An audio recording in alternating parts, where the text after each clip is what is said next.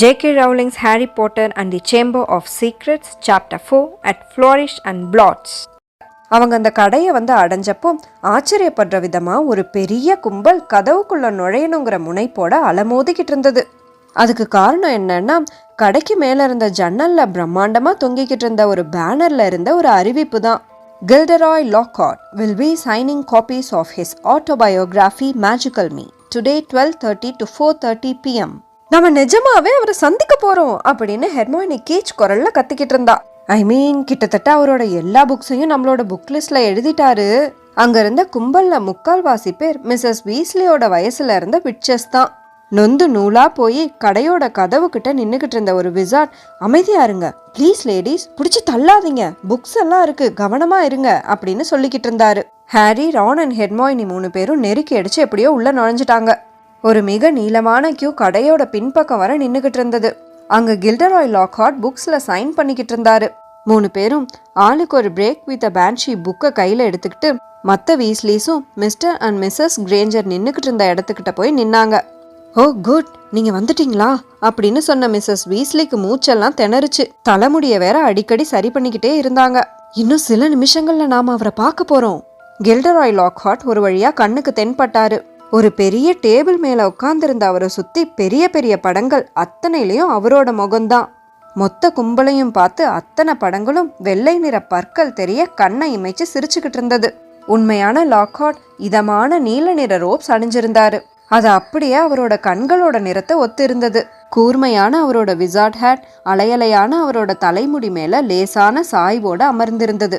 குள்ளமா எரிச்சலூற்ற வகையில நின்னுக்கிட்டு இருந்த ஒரு மனுஷன் போட்டோ எடுக்கிறேன்ற பேர்ல டான்ஸ் ஆடிக்கிட்டு இருந்தாரு. அவரோட மிகப்பெரிய கருப்பு கேமரா ஒவ்வொரு ஃபிளாஷப்பையும் பர்பிள் கலர் புகைய வெளிப்படுத்திக்கிட்டு இருந்தது. ஒரு நல்ல ஷாட் எடுக்கிறதுக்காக பின்பக்கமா நகர்ந்து வந்துகிட்டு இருந்தவர், தள்ளிப்போ அப்படின்னு ரானை பார்த்து சீறிட்டு, இது டெய்லி ப்ராஃபிட்காக அப்படின்னு கத்துனாரு. ஆமா, ரொம்ப முக்கியம் அப்படின்னு போட்டோகிராஃபர் மிதிச்சிட்டதால காலை தடவி விட்டபடியே ரான் சொன்னது கில்டராய் லாக்ஹார்ட் காதுல விழுந்துடுச்சு. அவர் நிமிந்து பார்த்தாரு. முதல்ல ரான, அப்புறம் ஹாரிய உத்து பார்த்தாரு. அப்புறமா எழுந்து நின்னாரு. வியப்பு மாறாத குரல்ல, இது ஹாரி பாட்டர் தானா? மொத்த கும்பலும் உற்சாகத்துல சலசலத்துது. லாக்ஹார்ட் முன்னோக்கி பாஞ்சு போய் ஹாரியோட கையை பிடிச்சு இழுத்துக்கிட்டு முன்பக்கம் வந்தாரு. போட்டோகிராஃபருக்காக லாக்ஹார்ட் தன்னோட கையை பிடிச்சு குலுக்குனப்போ ஹாரிக்கு முகமெல்லாம் எரிய ஆரம்பிச்சது. அவரு கண்ணா பின்னான்னு போட்டோஸை கிளிக் பண்ணி தள்ளினதுல அடர்த்தியான புகை வீஸ்லிஸ் மேலெல்லாம் படர்ந்துச்சு. பளிச்சுன்னு பல்ல காட்டி சிரிச்சபடி போட்டோக்கு போஸ் கொடுத்துக்கிட்டு இருந்த லாக்ஹார்ட், நைஸ் பிக் ஸ்மைல் ஹாரி, நீயும் நானும் சேர்ந்து ஃப்ரண்ட் பேஜுக்கு சரியான போட்டோவா இருக்கும் அப்படின்னு சொல்லிட்டு ஒரு வழியா இறுக்கமா பிடிச்சிருந்த ஹாரியோட கையை விட்ட அப்புறம்தான் ஹாரிக்கு தன்னோட கையில விரல்கள் இருக்குங்கிற உணர்வே வந்தது. அவன் அவர்கிட்ட இருந்து நழுவி வீஸ்லிஸ் கிட்ட போக முயற்சி பண்ணினான். ஆனா மறுபடியும் அவரு ஹாரி தோல் மேல அவரோட கையை போட்டு அவனை இறுக்கமா அவரை ஒட்டியே நிக்க வச்சுக்கிட்டாரு. லேடிஸ் அண்ட் ஜென்டில்மேன் அப்படின்னு உரக்க சொல்லிட்டு கையை உயர்த்தி கூட்டத்தை அமைதிப்படுத்தினாரு. என்ன ஒரு கிடைப்பதற்கரிய தருணம் இது! கொஞ்ச நேரமாவே நான் காத்துக்கிட்டு இருந்த ஒரு சின்ன அறிவிப்புக்கான மிகச்சரியான தருணம் இது. என்னோட ஆட்டோபயோகிராஃபியை வாங்கணுங்கிற ஒரே குறிக்கோளோட யங் ஹாரி பாட்டர் இந்த ஃப்ளாரிஷ் அண்ட் பிளாட்ஸ்குள்ள நுழைஞ்சிருக்கிற இந்த தருணத்துல மனமார்ந்த மகிழ்ச்சியோட இலவசமா அவருக்கு அதை அன்பளிப்பா வழங்குறேன். அதை கேட்டதும் மொத்த கும்பலும் மறுபடியும் கைத்தட்ட ஆரம்பிச்சது. இதை நீ எதிர்பார்த்திருக்கவே மாட்டல்ல அப்படின்னு தொடர்ந்த லாக்ஹார்ட் ஹாரியோட தோலை பிடிச்சி மெல்லமா குலுக்குனதும் அவனோட கண்ணாடி நழுவே அவன் மூக்கு நுனிக்கே வந்துடுச்சு. என்னோட மேஜிக்கல் மீ புக்கை விட ரொம்ப ரொம்ப பெரிய விஷயம் ஒன்று இப்போ அவருக்கு கிடைக்க போகுது. தெளிவா சொல்லணும்னா ஹாரிக்கும் அவரோட பள்ளி தோழர்களுக்கும் உண்மையான மேஜிக்கல் மீ கிடைக்க போறாரு. எஸ் லேடிஸ் அண்ட் ஜென்டில்மேன், நான் மிகுந்த மனமகிழ்ச்சியோடவும் பெருமையோடவும் இதை அறிவிக்கிறேன். இந்த செப்டம்பர்ல Hogwarts school of witchcraft and விசார்டியோட defence against dark arts teacher பதவியை ஏத்துக்க போறேன். கிரவுட் மொத்தமும் கூச்சலிட்டு கரகோஷம் எழுப்புச்சு. ஹாரிக்கு கில்டராய் லாக்ஹார்ட்டோட அத்தனை படைப்புகளும் பரிசளிக்கப்பட்டது. அத்தனை புக்கோட எடையும் தாங்க முடியாம தள்ளாட்டத்தோட ஹாரி ஒரு வழியா லைம் லைட்ல இருந்து அந்த அறையோட ஒரு மூலைக்கு வந்து சேர்ந்தான். அங்க ஜின்னி அவளோட புது கால்ரனுக்கு பக்கத்துல நின்னுகிட்டு இருந்தா. இது எல்லாத்தையும் நீயே எடுத்துக்கிறியா அப்படின்னு அவகிட்ட முணுமுணுத்தபடியே ஹாரி அத்தனை புக்கையும் அவளோட கால்ரன்ல போட்டுட்டு எனக்கானதெல்லாம் நானே வாங்கிக்கிறேன் அப்படின்னு சொல்லிக்கிட்டு இருந்தப்போ நிச்சயமா இது எல்லாமே உனக்கு ரொம்ப பிடிச்சிருக்கும்ல பாட்டர் அப்படின்னு ஒரு குரல் வந்ததும் அது யாரோடதுன்னு எந்த சந்தேகமுமே இல்லாம ஹாரியால உணர முடிஞ்சது. தலையை நிமித்தி பார்த்தான். அவனுக்கு நேருக்கு நேர் எதிராக டிராக்கோ மேல்ஃபாய் நின்னுக்கிட்டு இருந்தான். வழக்கமான அவனோட கிண்டல் கேலி சிரிப்போட. Famous Harry Potter book front பேஜ்ல வராம புக் ஷாப்குள்ள நுழைய கூட மாட்டாரு. அனாவசியமா ஹாரிய சீண்டாத, அவனுக்கு ஒன்றும் இதுலெல்லாம் விருப்பம் இல்லை அப்படின்னு ஜின்னி சொன்னான். ஹாரிக்கு முன்னாடி முதல் தடவையா அவ இப்பதான் பேசுறா. மேல்ஃபாய உக்கிரமா பார்த்துக்கிட்டு இருந்தா. பாட்டர், உனக்கு ஒரு கேர்ள் ஃப்ரெண்ட் வேற கிடைச்சிடுச்சா அப்படின்னு மேல்ஃபாய் இழுவையா கேட்டான். அதை கேட்ட ஜின்னியோட முகம் கருஞ்சிவப்பா மாறிடுச்சு. லாக்ஹார்ட்டோட புக்ஸ் எல்லாத்தையும் கையில பிடிச்சுக்கிட்டு ராணும் ஹெர்மாயினியும் இவங்க இருந்த இடத்த நோக்கி வந்துகிட்டு இருந்தாங்க.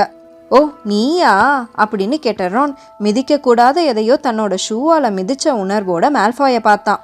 ஹாரியை இங்க பார்த்ததுல உனக்கு ரொம்ப ஆச்சரியமா போச்சோ? இந்த கடையில உன்னை பார்த்ததால வந்த ஆச்சரியம் அளவுக்குலாம் ஒன்றும் இல்லை வீஸ்லி அப்படின்னு மேல்ஃபாய் பதிலடி கொடுத்தான். இத்தனை புக்ஸுக்கான விலையும் ஈடு கட்டணும்னா உன் அம்மா அப்பா மாச கணக்கில் பட்னி கிடக்கணும் போல. அதை கேட்டதும் ரானோட முகமும் ஜின்னியை போலவே கரிஞ்சுவப்பா மாறிடுச்சு. அவனும் அவனோட அத்தனை புக்ஸையும் அந்த கால்ரன்ல போட்டுட்டு மேல்ஃபாயை நோக்கி நகர ஆரம்பிச்சான். ஆனா ஹாரியும் ஹெர்மாயினியும் அவனோட ஜாக்கெட்டோட பின்பக்கத்தை பிடிச்சி இழுத்து அவனை தடுத்து நிறுத்திட்டாங்க. ரான் அப்படின்னு சொன்னபடியே mister Weasley Fred and George கூட சேர்ந்து கும்பல்ல முட்டி மோதி வந்துகிட்டு இருந்தாரு. இங்க என்ன பண்ணிக்கிட்டு இருக்க? அனாவசியமா ஏன் இங்க நின்னுக்கிட்டு? வா வெளில போலாம் அப்படின்னு கூப்பிட்டாரு. Well well well Arthur Weasley அப்படின்னு சொன்னது மிஸ்டர் மேல்ஃபாய் டிராக்கோவோட தோள்கள்ல கைய வச்சுக்கிட்டு நின்னுகிட்டு இருந்தாரு. பையன் முகத்துல இருந்தது போலவே அப்பா முகத்துலயும் கிண்டல் கேலி சிரிப்பு தவறாம இருந்தது. லூசியஸ் அப்படின்னு மிஸ்டர் வீஸ்லி இறுக்கமான முகத்தோட தலையாட்டினாரு. மினிஸ்ட்ரியில ஏகப்பட்ட வேலைன்னு கேள்விப்பட்டேன் அப்படின்னு சொன்ன மிஸ்டர் மேல்ஃபாய், ஏகப்பட்ட ரைட்ஸ் எல்லாம் போறீங்களா? கூடுதல் நேரம் வேலை பார்க்கறதுக்கு ஏற்ற சம்பளமும் தருவாங்கன்னு நம்புறேன் அப்படின்னு சொன்னபடியே ஜின்னியோட கால்ரன்ல இருந்து பளபளப்பான லாக்ஹார்ட் புத்தகங்களுக்கு நடுவுல ரொம்ப பழசா கந்தலான நிலைமையில இருந்த A Beginner's Guide to Transfiguration புக்கை வெளியே எடுத்தபடியே, ஐயையோ இல்ல போலையே, என்ன ஒரு பரிதாபமான நிலைமை. அவங்க உனக்கு பார்க்குற வேலைக்கு போதுமான சம்பளத்தை கூட கொடுக்காதப்போ மந்திரவாதின்ற பேருக்கே அவமானம் விளைவிக்கிற மாதிரி இருந்தா என்னதான் பண்றது?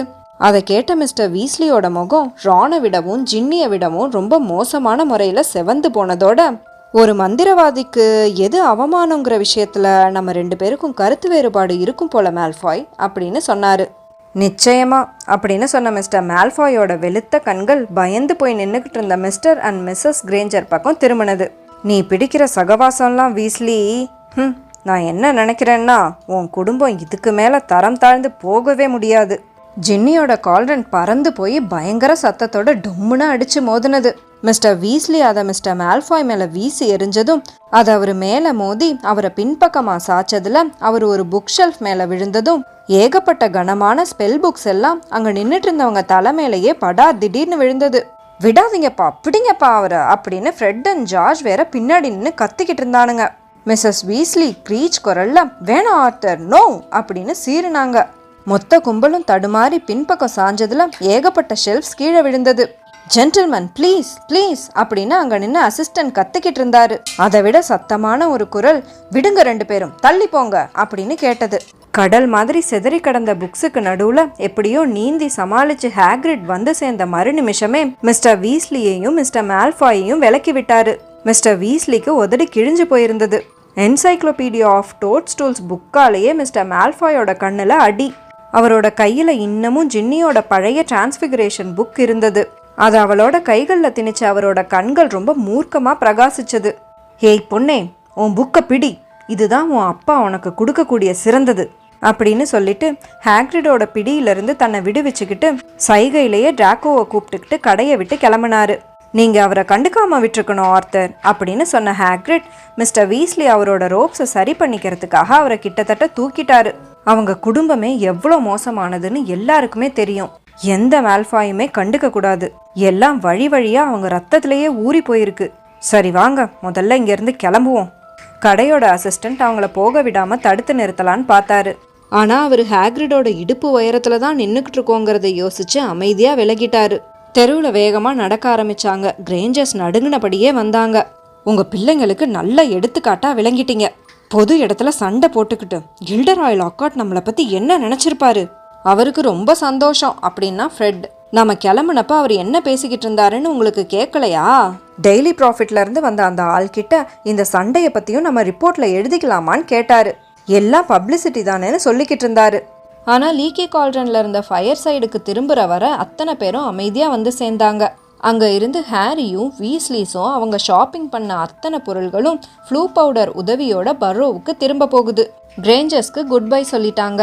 மறுபக்கம் இருந்த மக்கிள் ஸ்ட்ரீட்டுக்கு போகிறதுக்கு வழி இருந்த பப்ல இருந்து அவங்க கிளம்புறாங்க. மிஸ்டர் வீஸ்லி பஸ் ஸ்டாப்ஸ் எல்லாம் எப்படி வேலை பார்க்கும்னு கேட்கறதுக்காக வாயெடுத்தாரு. ஆனால் மிஸ்ஸஸ் வீஸ்லியோட முகத்தை பார்த்து சட்டுன்னு வாயை மூடிக்கிட்டாரு. ஃப்ளூ பவுடரை உபயோகப்படுத்துறதுக்கு முன்னாடி ஹாரி அவனோட கண்ணாடியை பத்திரமா கழட்டி அவனோட பாக்கெட்டில் வச்சுக்கிட்டான். ஏன்னா நிச்சயமாக இது அவனோட விரும்ப தகுந்த பயணமுறை கிடையாது.